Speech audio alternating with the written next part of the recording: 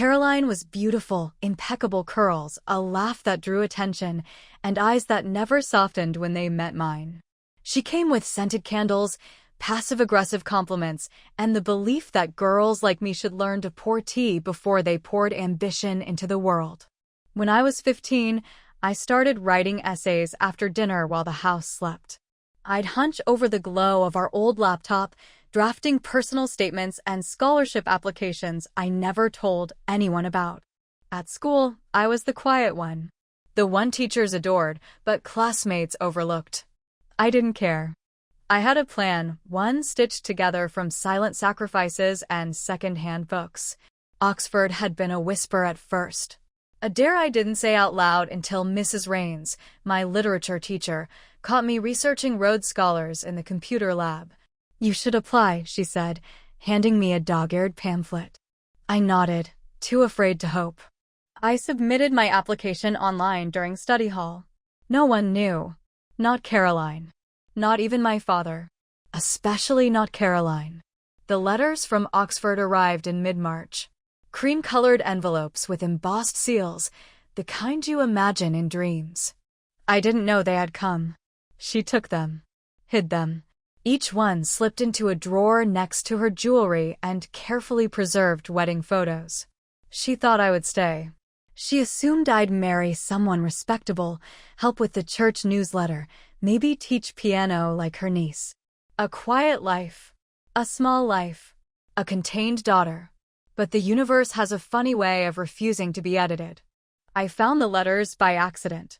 I was looking for batteries, ironic in retrospect, given how much power sat inside those envelopes. The top one was unopened. The others rifled through. A scholarship offer. A grant. A handwritten note from a professor in the Modern Languages department praising my essay on exile and voice in post-colonial literature.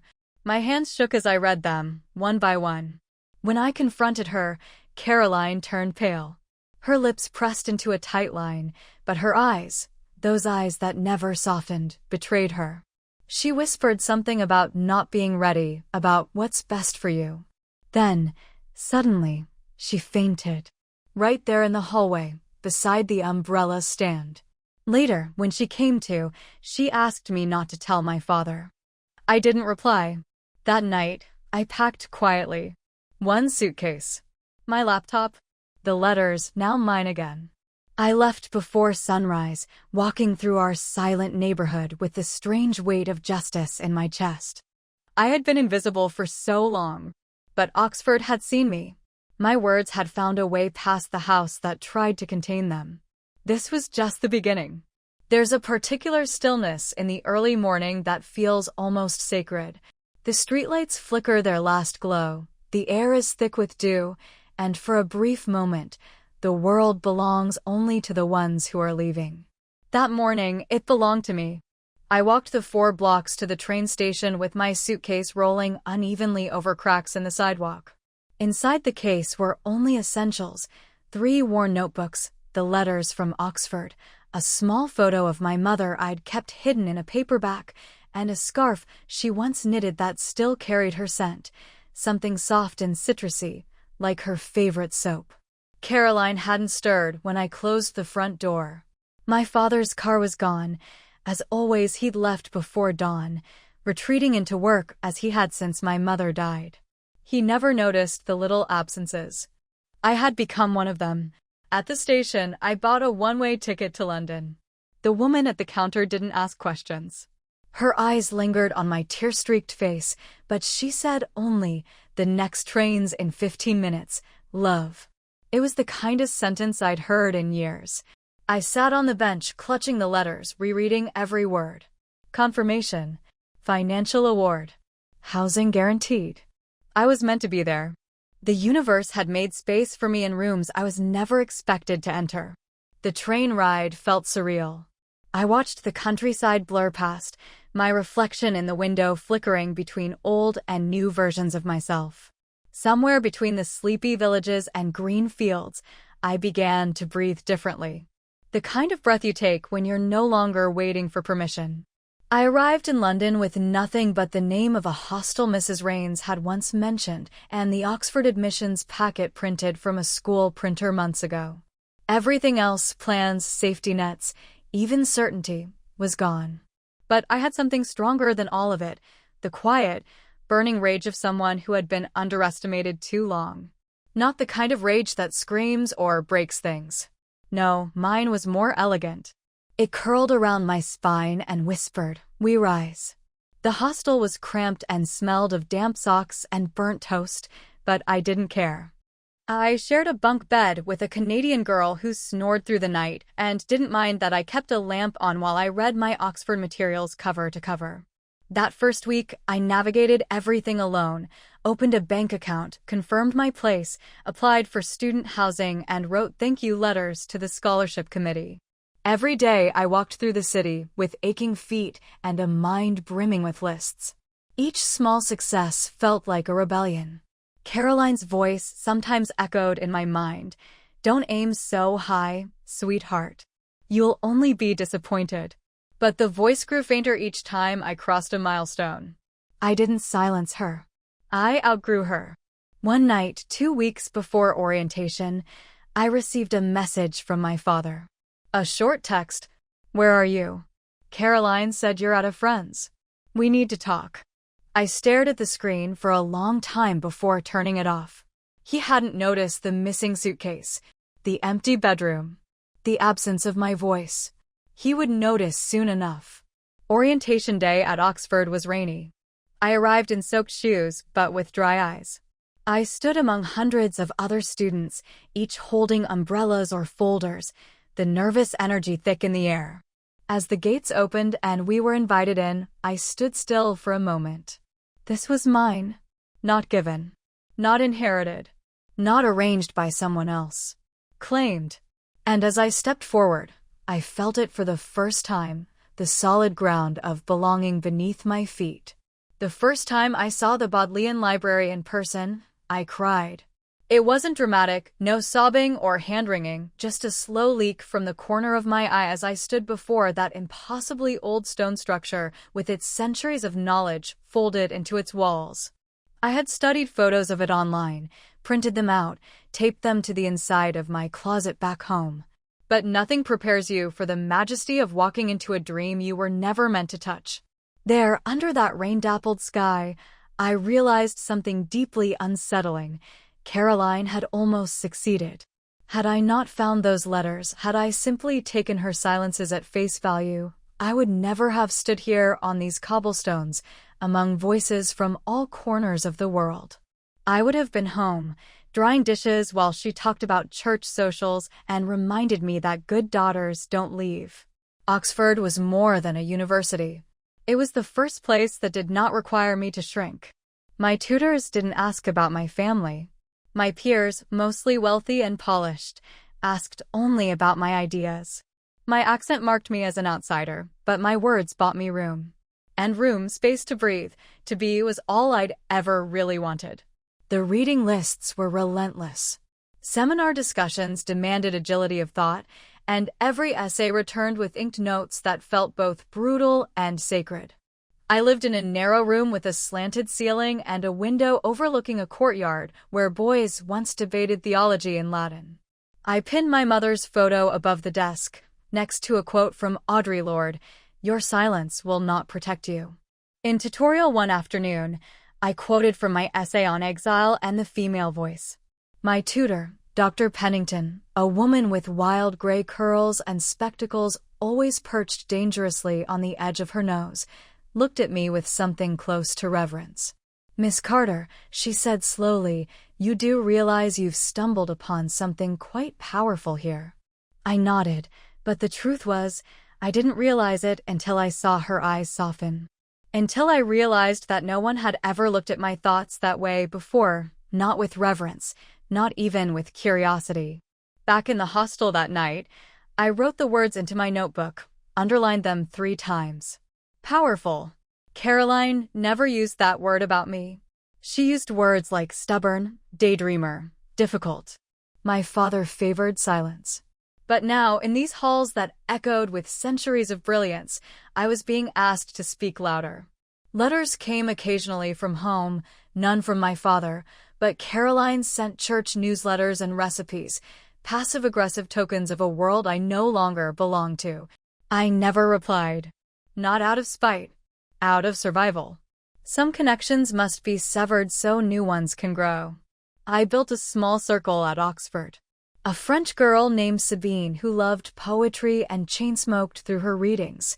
An economics major from Mumbai named Rima, sharp as glass and twice as brilliant.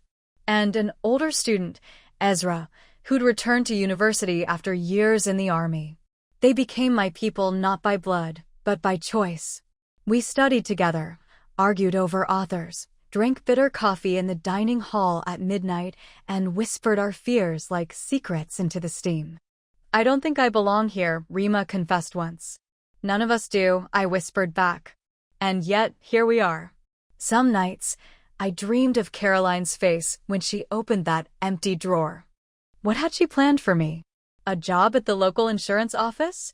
Marriage to some boy from church who liked obedient women and Sunday roasts? What she didn't know, and perhaps never would, was that I wasn't built for someone else's map. I was born to chart my own. And I had just begun. The hardest part about starting over isn't the newness, it's the echoes. The sound of your past, still whispering through closed doors. Even when you're building something extraordinary, those echoes find you. They wait in quiet corners, disguised as doubt. My second term at Oxford was when the silence from home shifted into something heavier. A void with weight. Caroline stopped sending her peculiar brand of control disguised as correspondence. No more forwarded devotionals or recipe cards with smiley faces. Nothing. My father hadn't reached out, not once, not even when I left, not when the lie unraveled. I should have felt free. I did in the daylight. But some nights, the absence scraped at me like a dull knife. I wondered if he knew. If Caroline ever told him that she'd hidden the letters. That his daughter had been accepted to Oxford, had been offered full scholarship, had left. If he read about my name in the alumni newsletters someday, would he feel pride? Or just the bitterness of what no longer belonged to him? And yet, amid that ache, I was growing. My voice was no longer a polite murmur. In classes, I challenged ideas.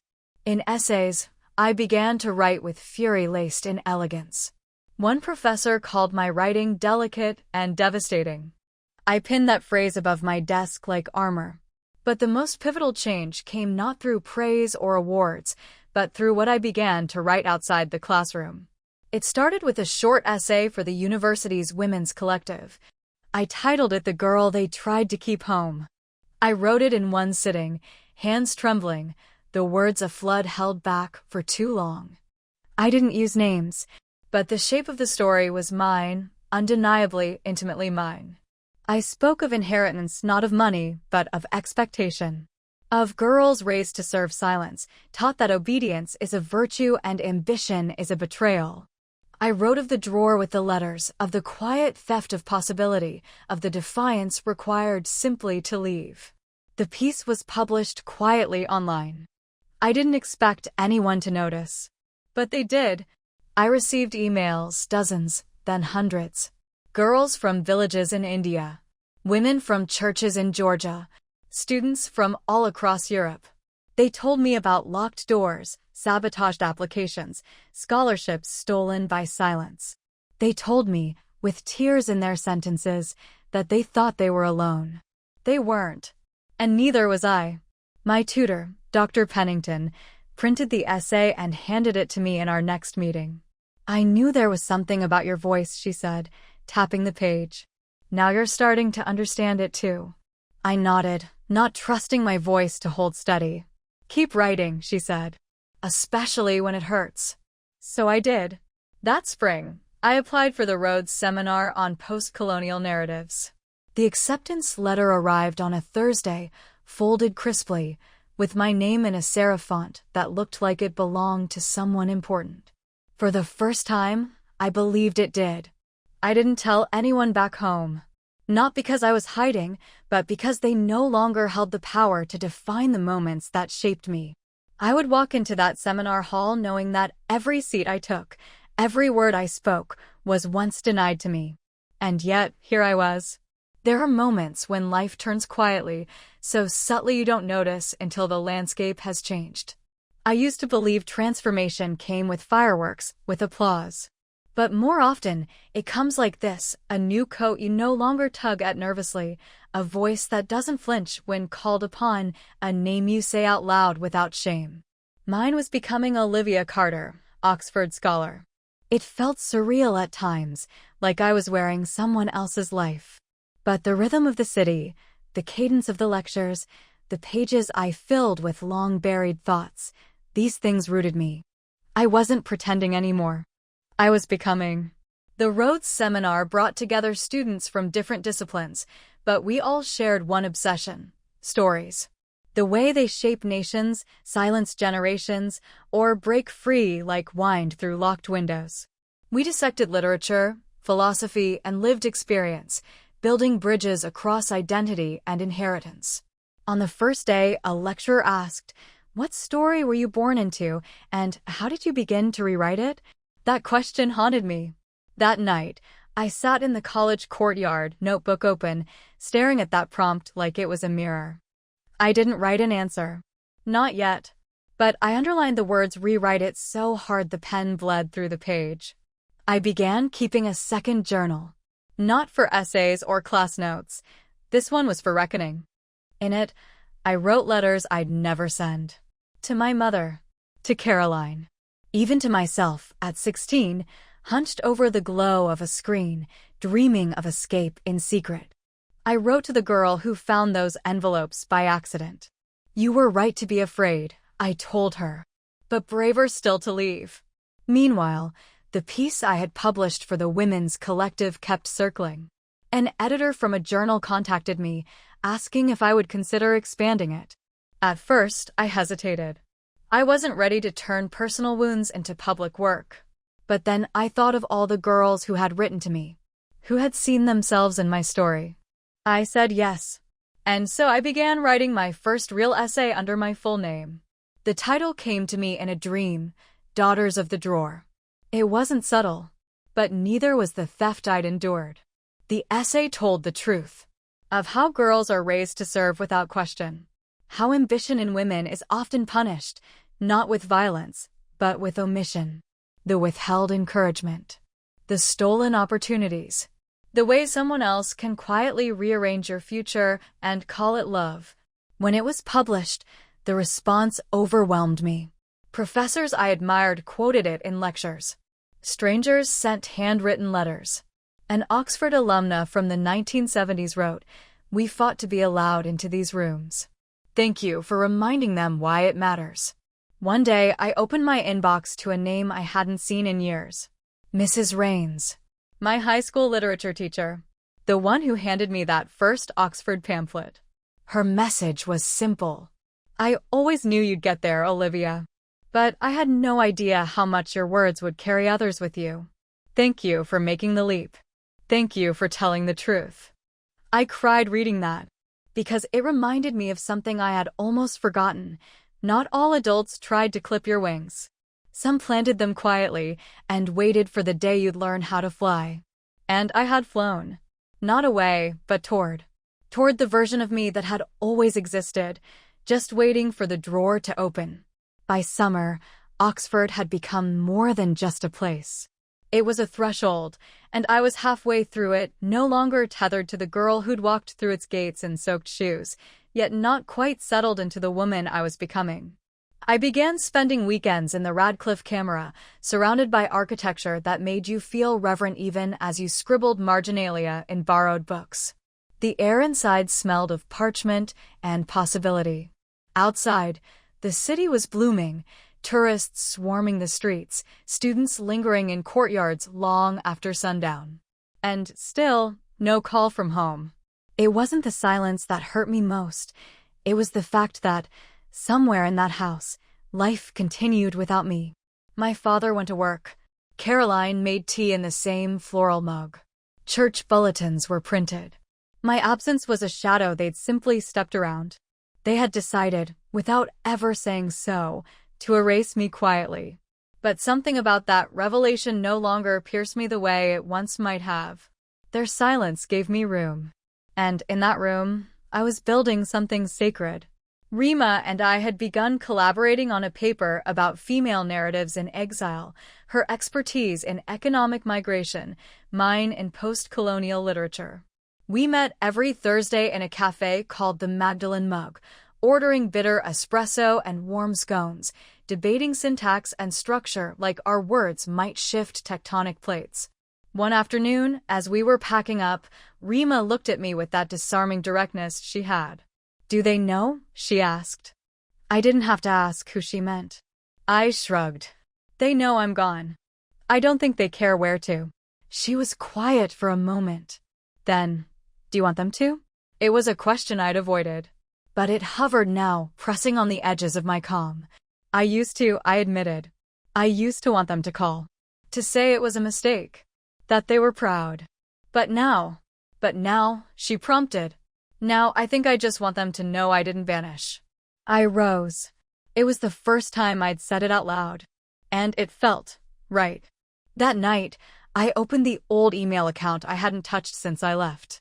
The inbox was nearly empty, except for 2 spam messages and one subject line that made my breath hitch. "Olivia, this is Dad." It had been sent 2 months earlier. I clicked. "Caroline said you left." She didn't explain why. "I found something in her drawer, letters with your name." "I don't understand." "I wish you'd talk to me." I deserve that much, don't I? No apology. No acknowledgement. Just confusion cloaked in entitlement. I didn't reply. Instead, I wrote a letter I would never send. "Dear Dad, you deserve many things. But not my silence and not my pain turned into palatable explanations. Caroline stole those letters. You let her. Whether through ignorance or comfort, you let her shape a story that didn't belong to her. I built this future without you. And I'm no longer waiting for you to notice. With truth. Olivia." I folded the letter and tucked it behind the photo of my mother on my desk. The next morning, I woke up lighter. Not because it stopped hurting, but because I had chosen to stop carrying what wasn't mine. Caroline's name had once been a thread stitched through every decision in our house. It was her tone that shaped the dinner conversation, her disapproval that rearranged our weekends, her preferences that dictated the temperature of the thermostat and the silence in the rooms.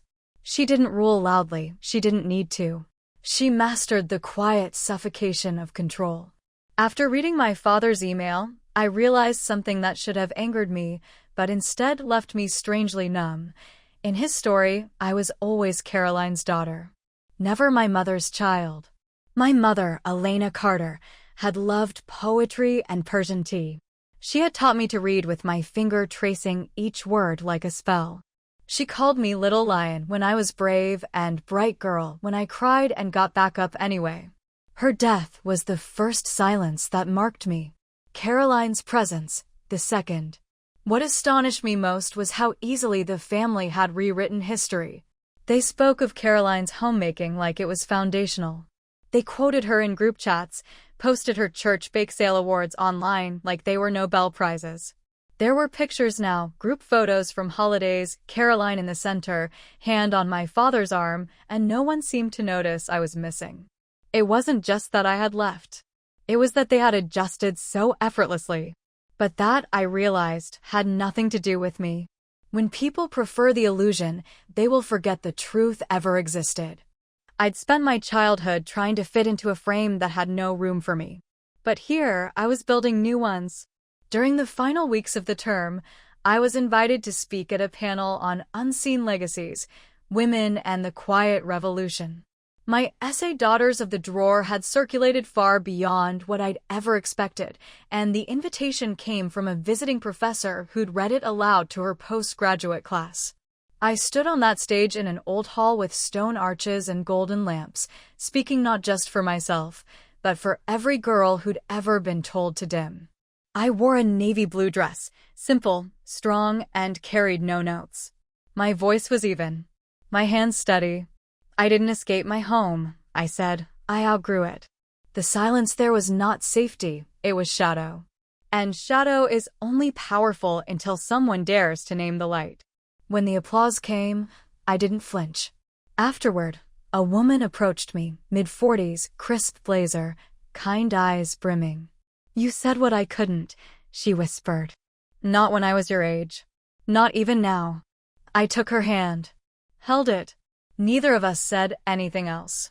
We didn't have to. That night, I wrote in my journal. Her name is no longer mine to carry. I release it.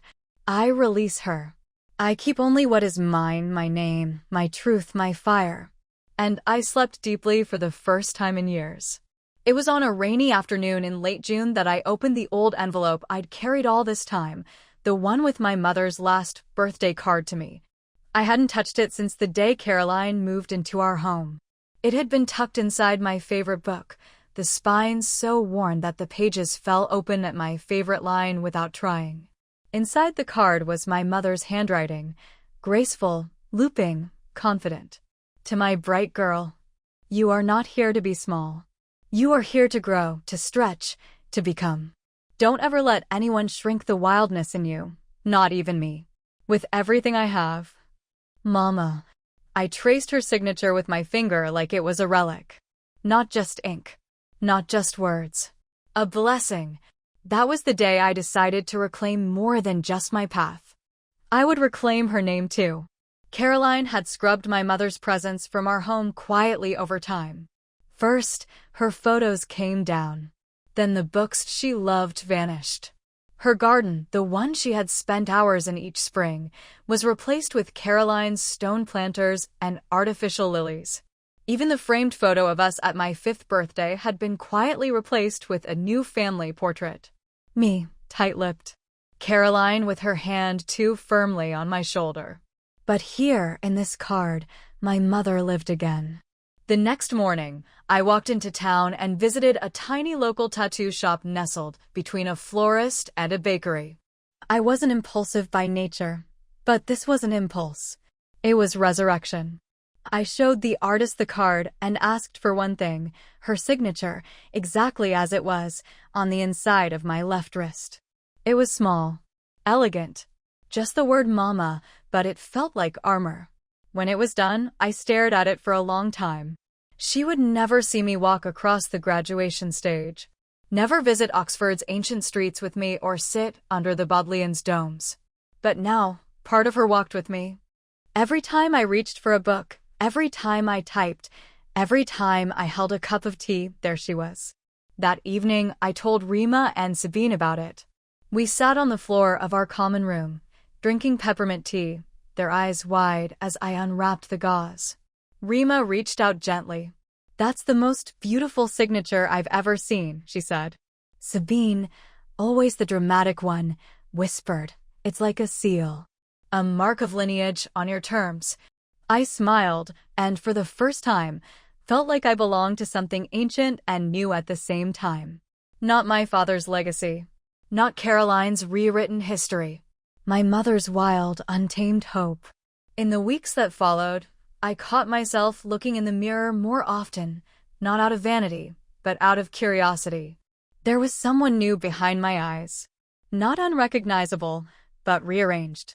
Oxford's summer term was winding down, and with it came the nervous energy of final essays, fellowship applications, and looming goodbyes. The city buzzed with a strange urgency. Punting on the river became louder, more frequent.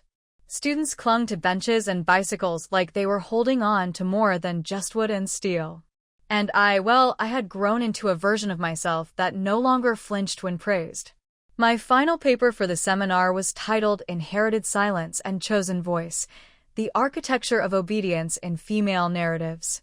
It was more than academic, it was confessional. I wove theory through the needle of lived experience, citing Audre Lorde, Chimamanda Ngozi Adichie, bell hooks, and finally, my own grandmother, who I remembered only in fragments, but whose letters my mother had kept tucked away like treasure. My tutor read it twice before calling me into her office. Olivia, she said, slowly setting her glasses down, Have you considered publishing this beyond the university? I hesitated. I'm not sure anyone wants to hear the story again. Her smile was knowing. Then write it for those who've never had the chance to hear it even once. That evening, I stood at my mirror, brushing out my curls, staring at my reflection. I had grown into a woman who no longer whispered apologies before speaking, who no longer apologized at all for taking up space. The girl who used to sit in the corner of Caroline's kitchen, rewriting essays between chores, had found her way into ivory towers and academic panels. But I wasn't interested in staying only in those towers. The power I had unearthed wasn't meant to remain behind Oxford's ancient doors. It was meant to reach others like me, girls whose stories were erased before they even began. Girls whose potential was seen as a threat rather than a gift. So I made a decision that terrified me. I began writing a book. It started as a collection of essays. But the more I wrote, the more I realized it needed to be more than that. It needed to be a map, a blueprint for escape, yes, but also for return. A guide for reclaiming the rooms that were once close to us. I titled it The Drawer and the Door. Each chapter would trace a room, the childhood bedroom where the first dreams formed, the kitchen where voices were silenced, the library where I began again, the stage where I first said I belong. And beneath it all, a refrain: you were never wrong for wanting more. It was during this time that I received another message from my father again. This time, it was shorter. We miss you. Come home, even just for a visit. Caroline says we can start over. I stared at it for a long time, the cursor blinking in the reply box like a question mark. But I didn't reply. Not because I wanted revenge. Because I had already come home. It just wasn't the house he meant. It arrived in a thick, cream-colored envelope with a gold foil edge, just like the letters Oxford had once sent. But this one bore a name I hadn't seen in over a year, etched in a familiar cursive that made my stomach twist. Caroline Whitmore Carter. I opened it slowly, expecting to find another manipulative plea for civility disguised as Christian charity. But it wasn't a letter. It was an invitation. You are cordially invited to celebrate the 25th anniversary of Richard and Caroline Carter. An evening of faith, family, and gratitude. I laughed. Out loud. Alone in my tiny student room. Not because it was funny, but because the absurdity of it wrapped around me like a fog. There was no mention of me, no note, no explanation, just my name on the guest list. A silent expectation that I'd return, step into their polished world as if nothing had happened, as if Oxford were just a passing phase and not the very marrow of my becoming. Still, I held the card in my hand for a long time. Curiosity is a strange thing. It masquerades as logic, but is really just longing in disguise. Would my father meet my eyes this time? Would Caroline offer one of those half-hearted embraces that smelled of perfume and lies? Would they pretend they hadn't rewritten me out of their lives like an error in a guestbook? I tucked the invitation into the back of my journal. And for a week, I carried the question in my bones. Do I go? Rima said no. You owe them nothing. Absolutely nothing. Sabine, ever the chaotic voice in our circle, said go. But wear something so breathtaking they'd choke on their smugness. I didn't want vengeance. But I did want clarity. So I wrote a letter. This time, not to them, not to a journal, not even for publication. Just for me. Dear Olivia, you do not return to beg for a seat at their table. You are the table now. You do not need their applause to validate your voice. They may never understand what they lost. That is not your burden to carry. But if you go, go standing tall. Not to be seen, but to be undeniable. I read that letter every morning for 5 days. And on the 6th, I booked a train ticket home. The train ride back felt like time folding in on itself. I watched the countryside blur past, the same way I had that morning I left, but this time, I wasn't fleeing. I was returning not to reclaim something lost, but to close a chapter that had lingered like an open wound. I arrived in the town just after sunset. The sky was awash in amber and indigo, casting long shadows across the quiet streets. Everything looked smaller. Even the houses that once towered over me as a child now seemed to shrink under the weight of what I had grown into. Their house stood just as I remembered. White shutters, pristine lawn, a porch swing that had never once held me. The party had already started.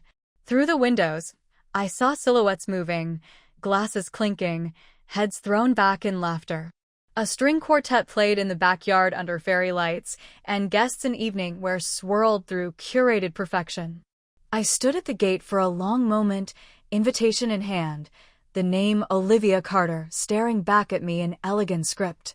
As I stepped through the threshold, I felt a stillness settle inside me, not fear, not anger, but a kind of sacred resolve. I was no longer the girl from this house. I was the woman who had outwritten its silence. A server brushed past me carrying a tray of champagne. I declined. I wanted to stay clear-eyed for this. Caroline was the first to see me. Her smile froze mid-conversation. She blinked, composed herself, and approached with the grace of someone who'd rehearsed this moment in her head 1,000 times. "Olivia," she said, as though my name were a surprise and not a wound she'd stitched shut. "You came." "Yes," I said simply. She opened her arms in a gesture that felt more theatrical than genuine. I let her embrace me, stiff as stone, then stepped back. "I wasn't sure you'd. Well, you look well." I nodded. Before she could continue, my father appeared. He looked older. His hair more silver, his shoulders more hunched. But his eyes, those quiet, distant eyes, still searched for the version of me that used to tiptoe around his moods. I didn't offer her the relief of small talk. I didn't offer him the lie of comfort. Instead, I said, "Thank you for the invitation. I won't stay long." And I walked past them into the house that once tried to contain me. The walls were the same. The family photos lining the hallway had changed.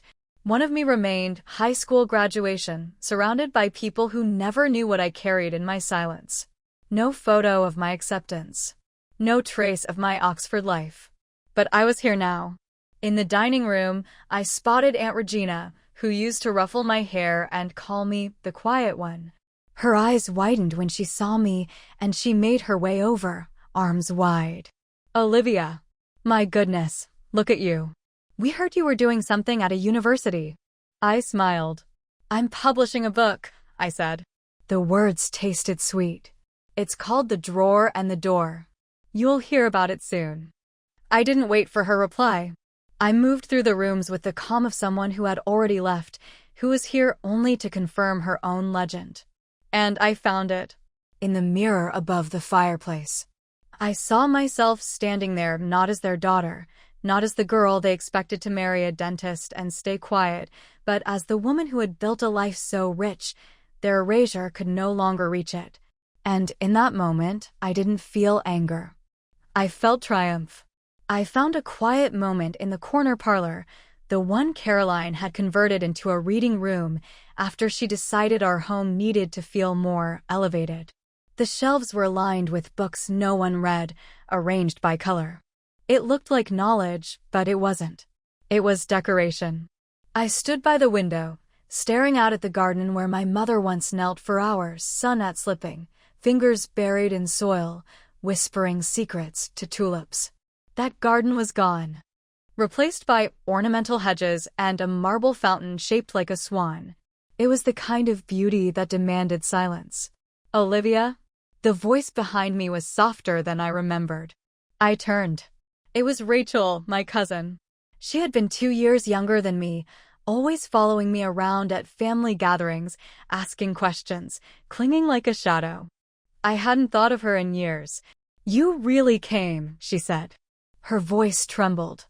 "I didn't think you would." I gave her a small smile. "Neither did I." She stepped closer, glancing toward the door before speaking in a low voice. "I read your essay, the one about the drawer." My breath caught. I recognized it before I even saw your name. I remembered how Caroline used to talk about you. Always so politely dismissive, like you were a phase. But that essay, she paused. I cried. I blinked, unsure what to say. Rachel looked at me then, not like I was the family's ghost, but like I was their mirror. "I just wanted you to know," she said. "You weren't crazy. It was real. We all saw it. Some of us just didn't have the words." I reached out, touched her arm. "Thank you." She squeezed my hand. "You gave me courage," she whispered. "I'm applying to grad school next year. First person in our branch of the family to do so. Thought you'd like to know." I did. More than she could possibly understand. As she left, I turned back to the window. Outside, Caroline laughed too loudly beside a group of churchwomen. My father was speaking to the mayor about taxes or tradition. The fountain sparkled beneath the string lights. This house no longer had a place for me.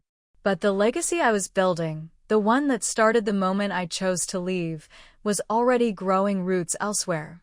In Rachel. In readers I would never meet. In the girl I used to be, who had finally made peace with her own name. I walked to the door. Caroline spotted me. "Leaving so soon?" I met her eyes, steady and unflinching. "Yes," I said, my voice quiet but immovable. "There's a train waiting. And a life that doesn't require me to explain myself." She blinked, stunned. I walked away. The air outside was cool and clean. And as I crossed the street, I didn't look back once. The train station was nearly empty, the platform lit by the soft hum of overhead lamps. I sat on a cold metal bench, invitations still folded in my coat pocket like a question I had already answered. There was no triumphant music, no camera panning back as the protagonist disappears into the night. Just silence and the slow arrival of the 9:23 to London. I boarded without ceremony. Settled by the window. Watched the town recede. The same town where my name had once been spoken only in sighs and disappointment. Where a girl was taught to minimize herself in polite sentences. Where dreams were paper things easy to crumple and throw away. But not anymore. By the time I reached the city, my inbox was overflowing. Apparently, someone had taken a photo of me at the anniversary party, posted it with a caption, "She came back." And she's not the same. It had gone semi-viral in our small community, triggering everything from admiration to gossip to questions. But I didn't answer them. Not right away. Instead, I opened a blank document. Chapter 1. The Drawer and the Door, a memoir in rooms. I began typing with a stillness that came from knowing I had already survived the worst of it, the theft of possibility, the erasure, the gaslight glow of conditional love. What remained now was the story. My version. My voice. Over the following weeks, I wrote every day. Sometimes for hours. Sometimes in 10-minute bursts between classes and life and memory. I wrote about my mother's quiet rebellion, how she taught me to read before I ever stepped into a classroom. About the hidden letters and the day I found them. About the train ride to Oxford. The girls who became my chosen family. The professor who called my pain powerful. Every room got its own chapter. I didn't embellish. I didn't soften. By autumn, I had a full draft. I sent it to my tutor first. Then to Rima. Then, on a quiet Monday, to an agent recommended by a visiting lecturer. Within 3 weeks, I had a reply. "Olivia, your voice is clear, searing, and beautifully restrained. I believe this book can change people. Let's talk." I sat still for a long time after reading that message. Not from shock, but from something deeper. Recognition. The kind I had waited my entire life for, and finally gave myself. The meeting with the agent took place in a sunlit cafe tucked behind a row of bookstores in London. I wore a blazer borrowed from Sabine, navy, structured, the kind that made you feel like you knew what you were doing even if your hands were shaking beneath the sleeves. Her name was Miriam Lang, and she had the air of someone who had seen thousands of stories, but still knew when one mattered more than most. She didn't waste time with pleasantries. "I read your manuscript 3 times, she said, flipping through a marked-up copy with pink tabs and pencil notes. "It made me furious. It made me cry. And most of all, it made me want to make sure everyone else reads it." I swallowed hard. Miriam leaned forward, her eyes soft.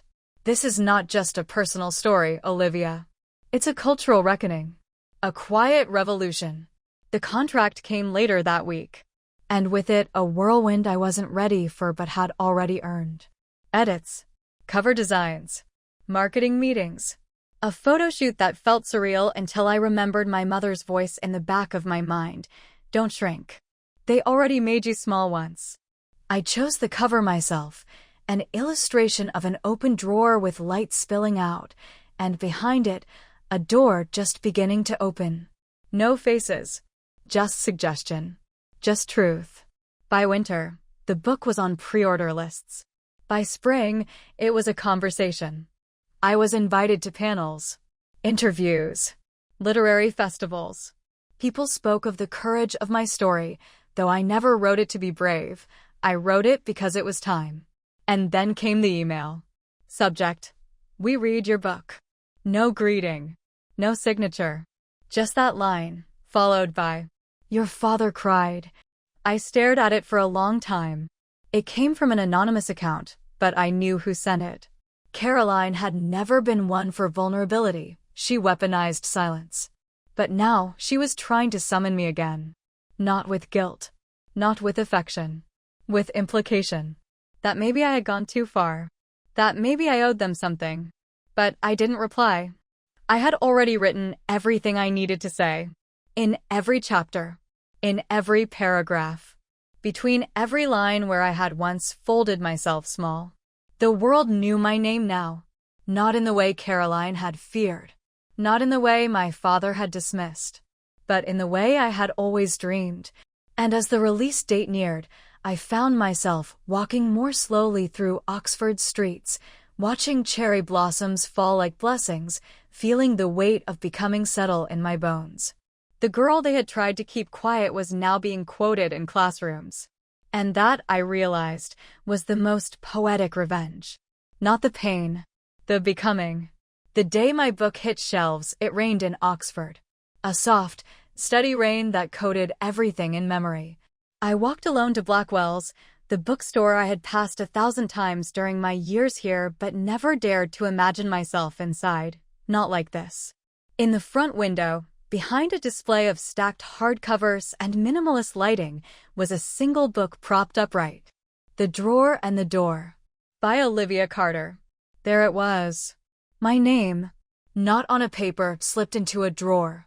Not in a grade report quietly passed over. Not on a church program or a chore list. But on a book cover. In a window. For the world. I stood in front of it for a long time.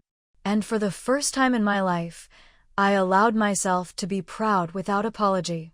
Inside, the store was bustling. I could hear the rustle of pages, the low hum of voices, the soft thud of coffee cups. My event was set for that evening, a reading, followed by a Q&A. Rima and Sabine had promised to come early and sit in the front row. Miriam had flown in from London just to introduce me. But for now, I wandered. Past fiction and philosophy. Past poetry and psychology. Until I found the memoir section. There, tucked between a retired diplomat's reflections and a chef's story of survival, was my book. 5 copies. Clean spines. Quiet witnesses. I reached out and touched the cover like it was fragile. You found your way, I whispered. That night, the reading room filled faster than expected. Chairs were brought in. People stood in the aisles. Some I knew. Most I didn't. Miriam took the podium first. Her voice was warm, precise. Some stories demand to be heard. Others demand to be remembered. Olivia Carter's story does both. And then it was my turn. I stepped up, notes in hand, but I didn't use them. Instead, I looked out at the sea of faces and began with the line that had started it all. I was never supposed to leave. But when I found the letters, I knew staying would have been the end of me. Gasps. Silence. Then attention so sharp I could feel it. I read for 15 minutes. Not just words, but wounds. Not just narrative, but nerve. And when I finished, the room stood. Not with polite claps, but with full hearts. Afterward, people lined up to speak. Some with tears. Some with stories of their own. One woman, maybe in her 60s, took my hand and said, "I've waited my whole life to hear someone say it out loud." I didn't know how to answer, so I held her hand tighter. Later, Rima handed me a small card. "You'll want to open this alone," she said with a knowing smile. Back in my room, I unfolded it. It was from Rachel. I bought 5 copies. One for me, one for my bookshelf, one for my future daughter, one for the family library that never had you in it, and one for Caroline to leave quietly on her desk. Thank you for giving all of us permission. I pressed the card to my heart and closed my eyes. This was no longer just my story. It was a key, and women everywhere were already unlocking their own doors. A month after the book release, I was invited to speak at a conference on women's narratives and generational silence, an event hosted at Cambridge, of all places. The irony didn't escape me, a once unreachable room now asking me to stand at its center. I prepared my keynote with care, threading it with quotes not just from scholars, but from my own past. Snippets from journal entries, letters I'd written but never sent, even lines from the original scholarship essay that Oxford had first read all those years ago. I called the talk "The Mirror and the Door," because for years I had looked into mirrors trying to find myself reflected back, only to see versions I didn't recognize. Versions shaped by expectation, by fear, by survival. But it was only when I dared to open the door, when I stepped through it into the unknown, that I began to see who I truly was. The conference was filled with women, elder professors, young scholars, artists, survivors. And as I spoke, I felt their breath sync with mine, felt the rise and fall of memory in their shoulders, in their eyes. I ended with this. You may have been raised in a room that taught you your voice was too loud, your dreams too big, your ambition too unruly. You may have been told to sit down, to soften, to stay. But I promise you, the world needs your full height, your full sound, your full name. Applause. Not loud, but lasting. After the talk, one woman approached me slowly. She wore a pearl pin and carried herself like someone who once stood at too many thresholds, always asked to wait outside. "I'm a professor of literature," she said, "but I've never dared to publish my own story. After hearing you, I think it's time." Her voice cracked. I nodded. It's never too late to walk through the door. She touched my arm, then disappeared into the crowd. That evening, I returned to Oxford for one final event, a small gathering at the college where it all began. Just faculty and students. Familiar faces, warm hugs, gentle questions. Dr. Pennington was there, her spectacles now replaced with contact lenses, but her gaze just as penetrating. "I always said you had something to say," she murmured, sipping tea. "I just didn't know how much the world needed to hear it." "I didn't either," I said softly. She leaned in. "So, what's next?" The question lingered. Because for the first time, I didn't know. I had spent so long fighting for this voice, for the chance to speak, that I hadn't yet imagined what would follow after being heard. That night, I stared into my mirror again. The same one that once couldn't hold the weight of all I was becoming. But now it didn't need to. I wasn't confined to a reflection anymore. I was already walking through the next door. Summer stretched out with the kind of gentle grace I hadn't known since childhood. The urgency was gone, not because life slowed, but because I had finally stopped sprinting for approval I would never receive. The book had found its way into syllabi now. University courses in women's studies, narrative ethics, post-colonial theory, names and subjects I once found intimidating now embraced my voice as part of their dialogue. I had become, in a strange and unexpected way, a contributor to the very canon that had once excluded girls like me. And yet, I was still learning how to live outside the language of defense. When you spend your whole life proving your right to exist, freedom can feel like silence. I moved into a new flat just outside Oxford, a small studio with high windows, sun-warmed floors, and an old writing desk I found at a second-hand shop. It reminded me of the desk I once shared with my mother before she passed, the one Caroline got rid of without asking. This one I chose myself. I began writing again, not memoir this time, but fiction. Characters not born of me, but through me. Stories of other girls in other rooms with different scars, but the same aching desire to be heard. It felt like stitching a quilt with unseen thread, linking my past to their imagined futures. I kept in touch with Rachel, too. She emailed regularly updates about her graduate applications, her hesitation about telling the family, her slow unlearning of the version of obedient daughter she'd been cast in. "I reread your chapter on the kitchen," she wrote once.